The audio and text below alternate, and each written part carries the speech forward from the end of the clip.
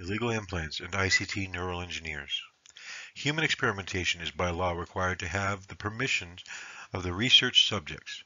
There are very few exceptions to these rules. These permissions are referred to as informed consent forms.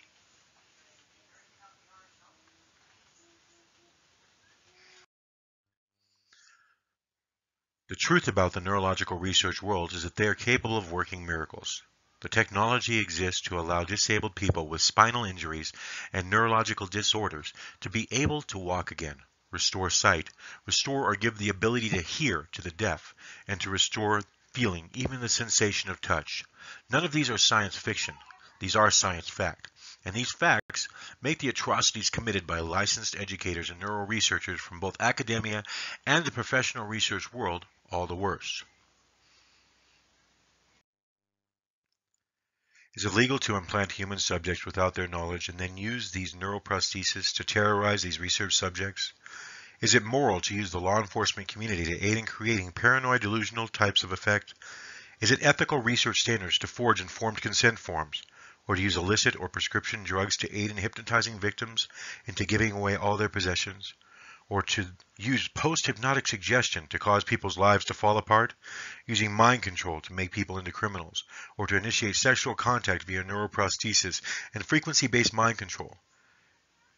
This is the same as the neural engineers behind the scenes committing rape, murder, larceny, forgery, and many other crimes themselves. What will it take to make our law enforcers arrest these neural terrorists? By law, an informed consent is required to initiate human experimentation on any subject.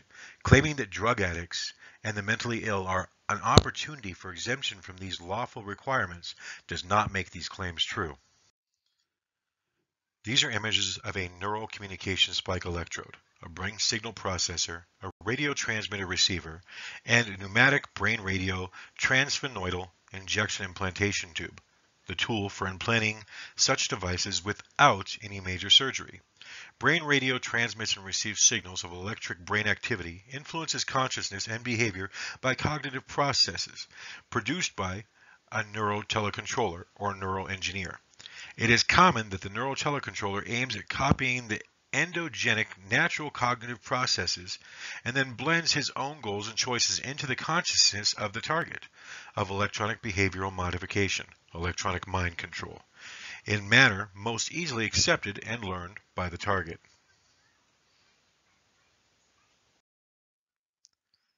It is a fact that both the Medtronic Bio Initiative and the Obama Brain Initiative involve identical implants and formats.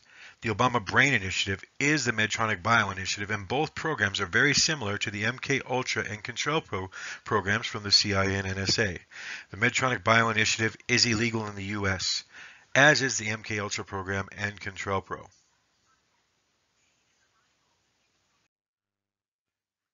Intervention-based medicine and research is and always has occurred with the consent of the patient and their family.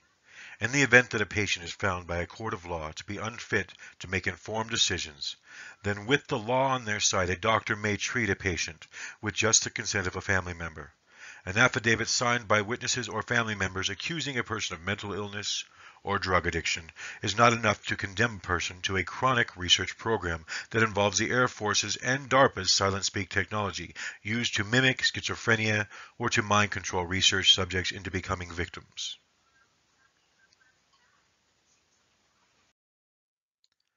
Access to identifiable patient records without informed consent is a violation of multiple privacy acts and a major HIPAA violation. Yet these researchers do so every day.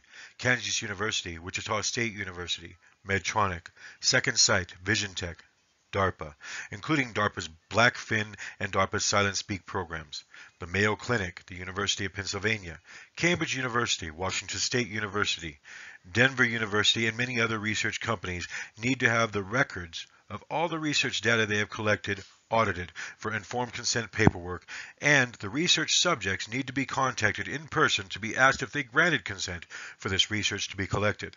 We're talking about researchers taking an active part in organized crime, including distribution and sales of meth, heroin, cocaine, marijuana, LSD, and several altered versions of prescription drugs, even to the point of restamping drugs to appear to be a different painkiller, antidepressant, or anti-anxiety medication.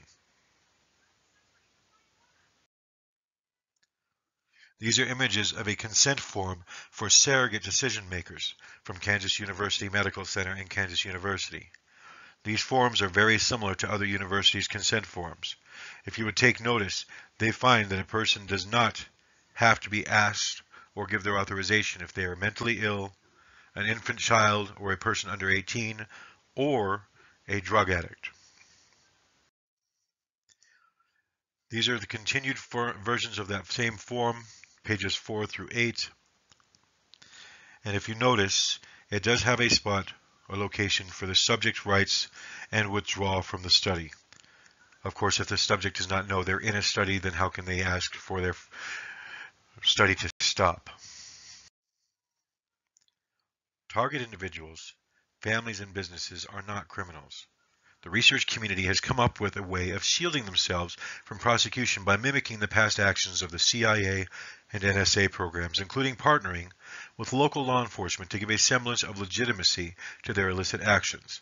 Is this legal? No, it is not. Lies and misdirection have slowed down the FBI and Homeland Security on making arrests, but not stopped them completely. Reference the Archie's electronics files.